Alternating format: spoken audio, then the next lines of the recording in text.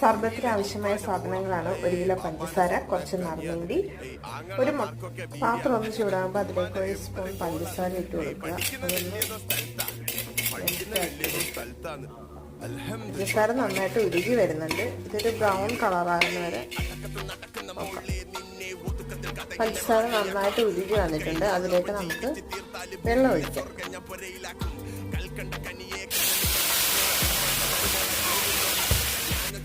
വെള്ളം ഒഴിച്ചതിന് ശേഷം ബാക്കിയുള്ള പഞ്ചസാരയും കൂടെ ഇതിലേക്ക് ആഡ്. ഇനി ഇതിലേക്ക് നമ്മൾ പൊടിച്ചു വെച്ചിരിക്കുന്ന ആ നറുനീണ്ടി കൂടി ഒന്ന് ചേർത്ത് കൊടുക്കവേ. നന്നായിട്ട് അലിഞ്ഞിട്ടുണ്ട്. ഇതൊന്ന് തിളച്ച് വരട്ടെ. പഞ്ചസാരയിൽ അഴുക്കൊക്കെ പോകുന്നു വരാൻ വേണ്ടിയിട്ട് ഒരു മുട്ടയുടെ വെള്ളം ഇതിൻ്റെ കൂടെ ചേർക്കാം. അതിൽ ആവശ്യത്തിന് വേണ്ടി വീട്ടിൽ നിന്നാണ് സർബത്ത് ഉണ്ടാക്കിക്കൊണ്ട് പോയിക്കൊണ്ടിരുന്നത്. അങ്ങനെ ഞാൻ കണ്ടുപഠിച്ചതാണ്.